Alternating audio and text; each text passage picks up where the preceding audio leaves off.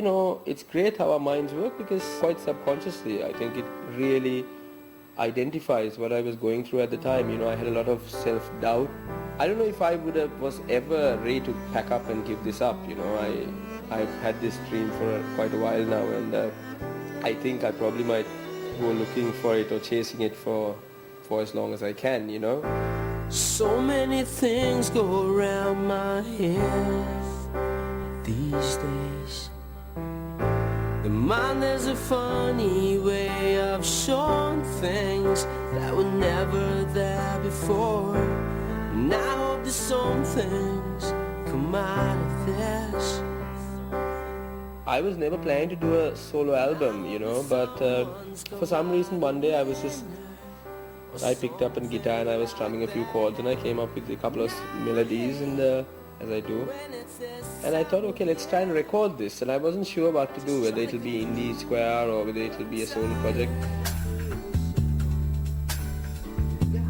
Unfortunately, I couldn't get any of the musicians on Indie Square involved at the time because we had agreed that we were going to take like a break for 3 months. So everyone had started pursuing their own thing.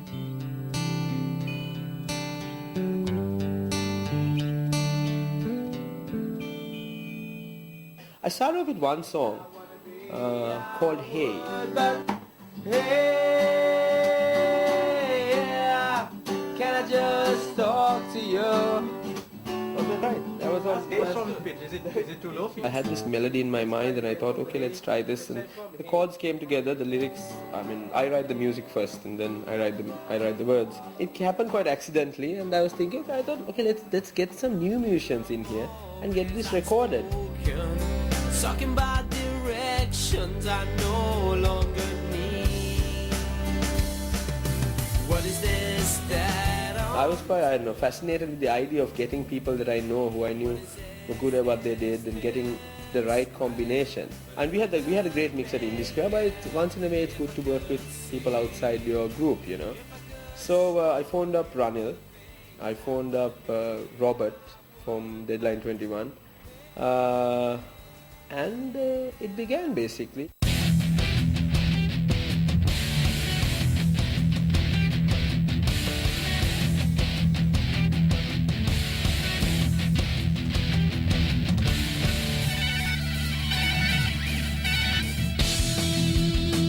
When I wrote Hey, I was having this really bad case of writer's block and I couldn't really come out with anything.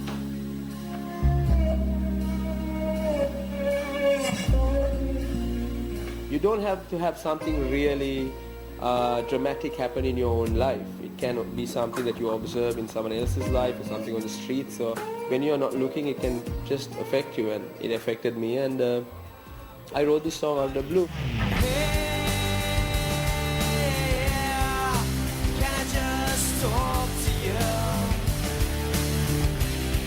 And when I looked at it at the end of it all, quite subconsciously, I found out that I'd written some kind of spiritual, kind of gospel song, and I think that's pretty much what Hey is about. It's a discussion with a higher power, Just asking whoever's controlling our lives to just stop, take a moment and really tell you what's going on.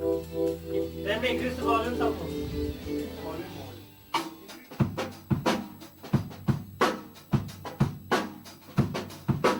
Robert? Yeah, man. Where's the mic, man? Anil took it out. You have Hey loaded up, ne? Yeah. What do you think? Can you sing another Song. Take, Anil, play it today. It's been one of the most different songs on the album because it's one of the more guitar-driven songs. So you wanna start a war, make a mess for all yourself. Everyone who's heard it says, oh, it's a very political song. It's not really a very political song in itself. It deals with a lot of things. It deals with frustrations and again, just being a passenger in this way that we live, watching everything just pass by and just being helpless to really do anything about it, and that really gets to me sometimes.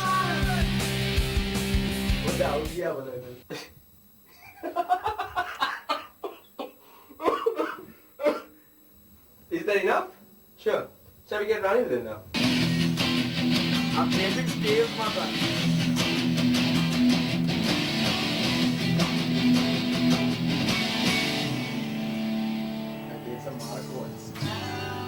He really doesn't know how talented he is, because some of the songs that he's played on, it was just, I mean, okay, I hummed the tune or whatever, and some of the stuff he came up on his own, and the best stuff that he did was just in one take.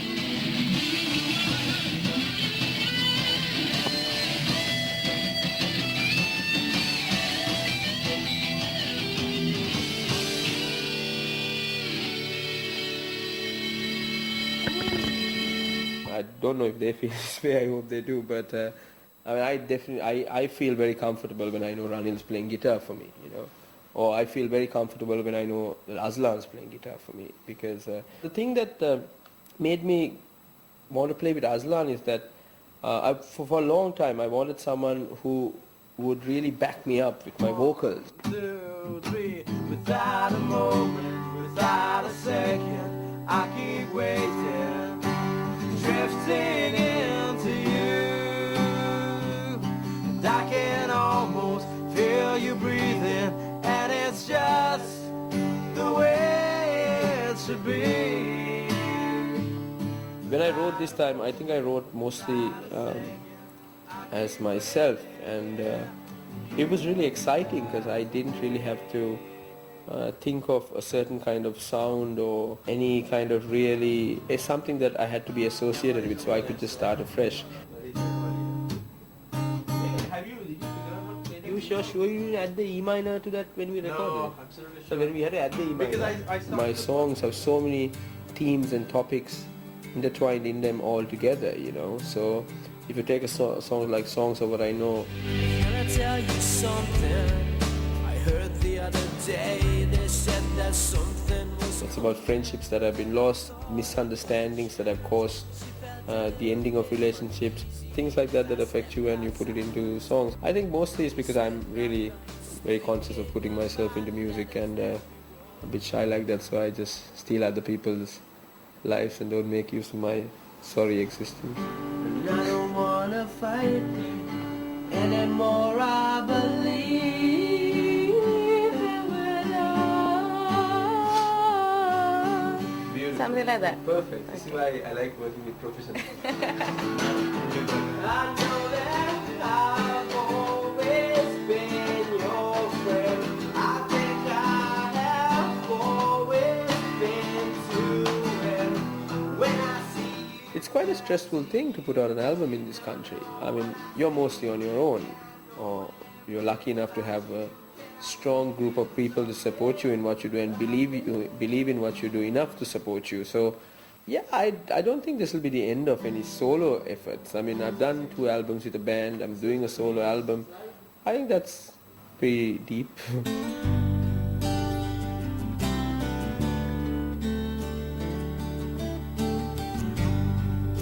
I think I'll always be writing and releasing music. I can't see me doing anything else. Even if I have a day job or whatever, I'd still do it. You know, it's part of my life, and it's probably, people say what makes you wake up in the morning, and for me it's that. You know, I like creating music and putting it out there. I can talk about the people in my life, but you were always such a constant to me.